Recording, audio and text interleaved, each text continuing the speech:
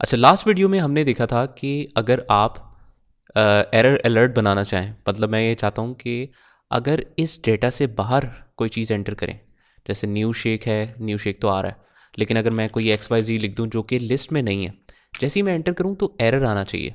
और उसके लिए हमने क्या किया था, हमने इस सेल को सिलेक्ट किया था, डेटा के टैब पे जाके डेटा वैलिडेशन के ऑप्शन में आप गए थे एरर अलर्ट पे, और हमने कहा था कि ये एंटर ही ना करना दे इनवैलिड डेटा को। तो स्टॉप स्टाइल हमने स्टॉप सेलेक्ट किया। जो एरर आएगा उसका टाइटल होगा क्वेश्चन और मैसेज होगा इनवैलिड डेटा। लेकिन हमने यहाँ पर नोट किया कि जब हम चेंज करते हैं डेटा तो कुछ होता नहीं है। वो इसलिए क्योंकि जब हम अगर मेन्यू सेलेक्ट करके देखें तो मेन्यू में हमने एक्स्ट्रा स्पेस बेस्ड डेटा भी सिलेक्ट किया। याद रखें कि जब भी आप लिस्ट बनाते हैं तो आपने कोई भी एक्स्ट्रा स्पेस वाला डेटा नहीं सिलेक्ट करना। तो उस केस में हमें क्या करना पड़ेगा, फॉर्मूलाज में जाएं, नेम मैनेजर में जाएं और मेन्यू को सबसे पहले एडिट करें।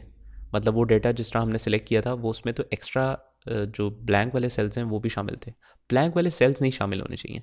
तो मेन्यू को सिलेक्ट किया, एडिट किया।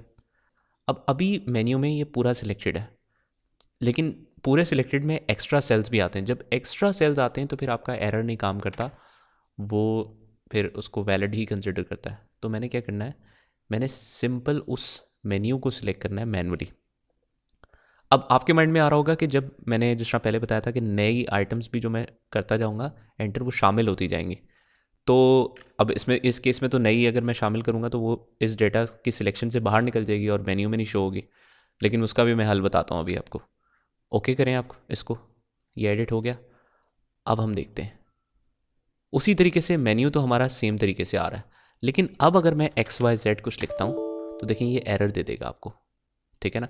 तो ये एक फ़ायदा है इसका। अब आपके माइंड में जो चीज़ है कि नई आइटम जब शामिल करूँगा तो कैसे होगी, याद रखें कि जब आपने लास्ट में कोई आइटम शामिल करनी है ना, तो आप उसको लास्ट में ना शामिल करें, आप उसको बीच में शामिल करें। मतलब जो लास्ट आइटम है उससे पहले शामिल करें और फिर बेशक डेटा को सॉर्ट कर लें। जो जो चीज़ डेटा के बीच में शामिल होती जाएगी ना, वो उसका पार्ट बनती जाएगी खुद ही। XYZ टेस्ट, ठीक है ना, और प्राइस है 150। देखते हैं। अब हमारी मेन्यू में लास्ट आइटम आनी चाहिए ट्रायल शेक, और सेकंड लास्ट होनी चाहिए XYZ टेस्ट। ठीक है, ये हमारे पास आ गया।